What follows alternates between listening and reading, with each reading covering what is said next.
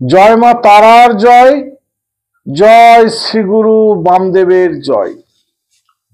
যে সকল ব্যক্তি প্রচুর লটারি কাটেন কিন্তু লটারিতে সেরকম ভাবে বড় দান পাচ্ছেন না, সেই সকল ব্যক্তিকে আমি একটা সহজ প্রক্রিয়াকরণ দিচ্ছি।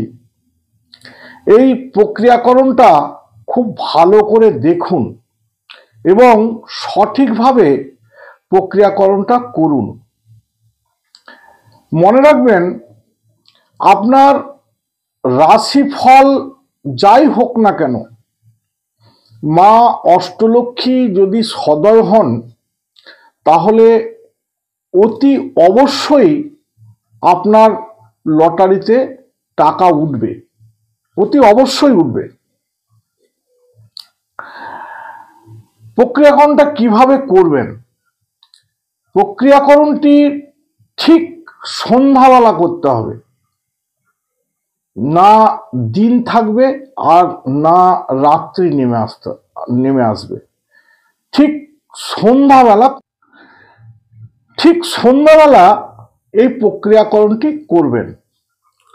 শুদ্ধ বস্ত্রে করবেন, উত্তর দিকে মুখ করে বসে আপনি প্রক্রিয়াকরণটি করবেন। 7টি সুন্দর তেজপাতা নেবেন আর 7 টুকরো নেবেন দারচিনি, 7টি নেবেন লবঙ্গ। ঠিক একটি তেজপাতার উপরে লবঙ্গটি রাখবেন, তার উপরে রাখবেন দারচিনি।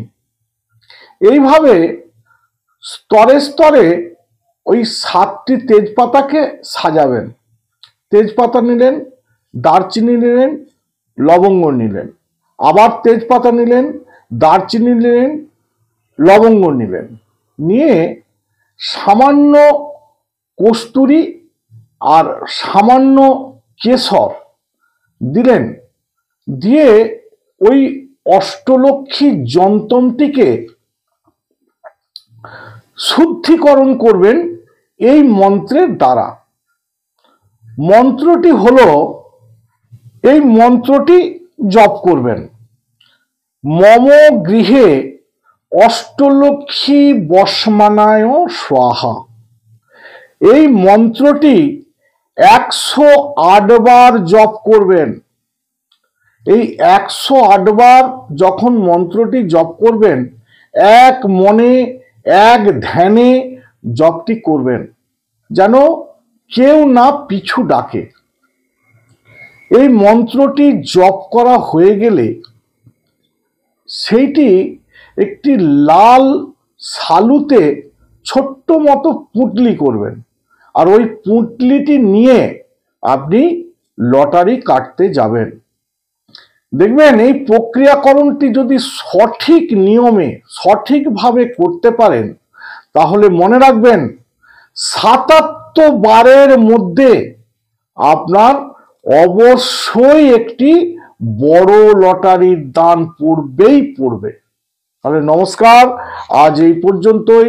যদি আমার ভিডিওটা ভালো লাগে তাহলে লাইক করুন, শেয়ার করুন, কমেন্ট করুন। আর যারা আমার ভিডিওটা প্রথম দেখছেন তারা আমার চ্যানেলটাকে সাবস্ক্রাইব করুন।